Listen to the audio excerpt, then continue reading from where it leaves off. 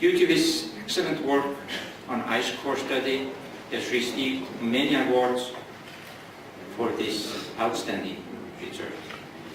Please welcome Professor Yao Tandong.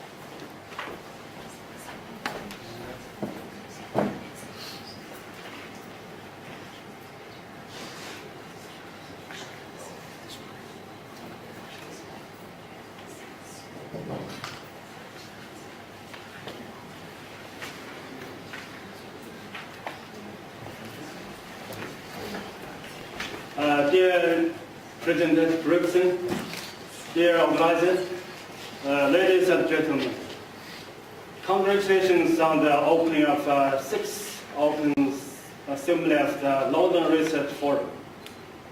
It's our great pleasure to be invited to introduce the Third Pole Environment Program.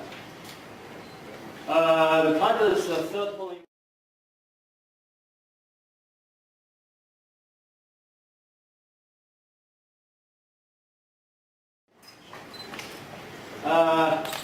As we all know, that we have a very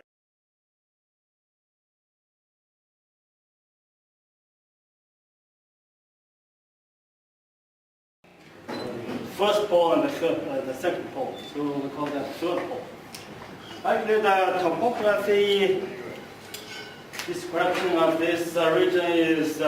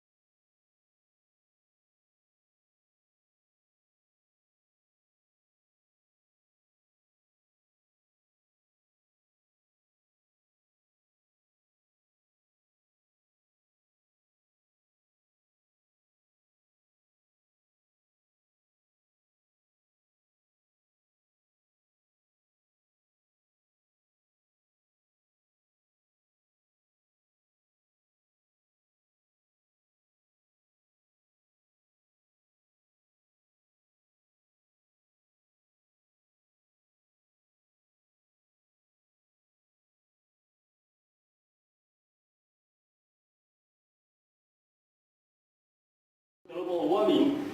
The two circulations are changing rapidly. And also the pastures on the plateau and the surrounding regions are also degrading and devastating by more water from glacial melting. Because if new emerging countries or new economies or more industry put industry like emissions from CO2, like ports, and that kind of impact also seriously impact the high elevation in the region. Because the topic of this 6th Open Assembly of London Research Forum is called Our Ice-Dependent World. So today I may introduce more about the ice in the third pole region. Because of global warming, there are 80 or 95% of glaciers are retreating. In the last 20 years, it's retreated by area, 4.5%, and 7% in the past 40 years. And another major consequence is that the retreating is accelerating. Some typical observation of glaciers in the third pole region was in the central part of the third pole region. And this glacier was still advancing in the 1980s. But after 1990s, immediate 1990s started trending, and we got more negative mass balance, and that kind of trend is getting more serious. And some typical glaciers we observed in the southeast of the third pole is that in the 25 years in the past, the half of the area has disappeared, and this is kind of small glaciers. So what we conclude is that the small glaciers in this region are more sensitive to global warming. If you look at the Mount Everest area, we call the Cumulamba region, and some glaciers in the 1960s is like this size, but in the 2007, basically ice disappeared, but the lakes appeared. This is the longest observed glacier in the southeastern Tibetan Plateau that was first observed by a British explorer in 1933. And in 2006, we observed again. So we see the tremendous change by size, thickness, and numbers, and also area. If we observe some so-called representative glaciers in the Karakoram, in the central third pole region, Hengra Mountain, and the southeastern Tibetan Plateau, we see that the glaciers are retreating much more rapidly in the margin of the third pole region, and smaller in amplitude in the central or interior. This region by region is still seeing the similar pattern. It's smaller in the interior of the third pole region, but large amplitude in the margin.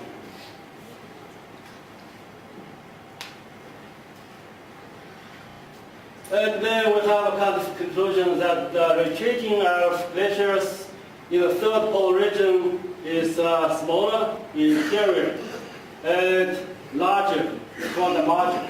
The largest retreating we found is the southeastern Tibetan Plateau. And another major conclusion is that retreating is much more rapid in the past 30 years or so compared to the past period.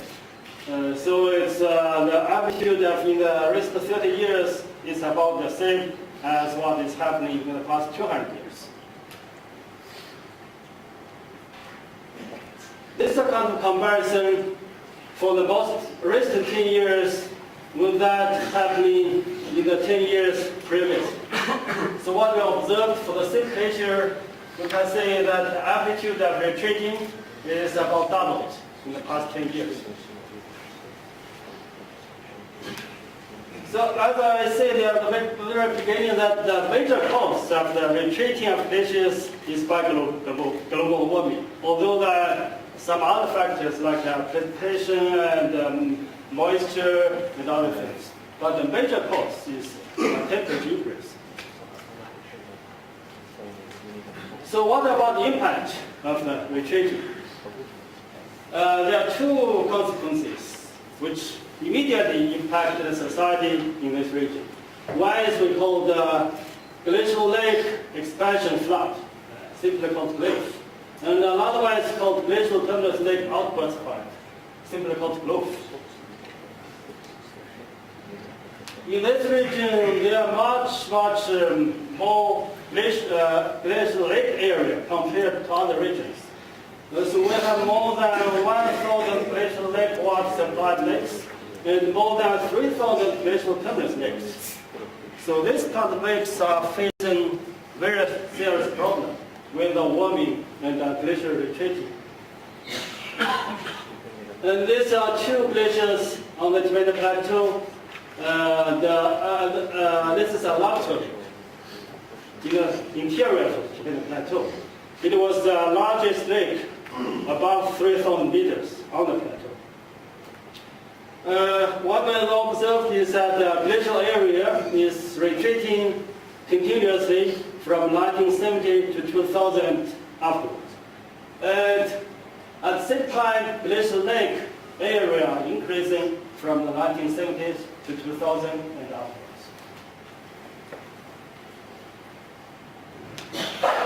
So that's a kind of glacial expansion called grassland devastating. And another type of consequences are growth. You see some glaciers which has no lake before, but now new lakes are forming. And for some glaciers, there were already lakes existing, but with warming and more retreat of glaciers, the lake is getting larger and larger. And all these lakes, it's possible in the future that glacial lake outburst will be happening. So this is what's happening in this area. This lake was in 1980, you see a very small area by glacial lake. And in around 1990, it's increasing, and 2000, it's like this size. Now it's about 2.5 square kilometers. This lake look like, and in this region, there are many lakes look like this. And that is possible in the future in outburst. So I just very focused on the ice. There are a lot of other environmental consequences are happening. So because of the environmental problem in this region, so we are gathering all the scientists studying in this region to study the environmental problems. And very recently, there's a new program called the Third Pole Environment is established. This program is supported by UNESCO, by UNEP, by SCOPE.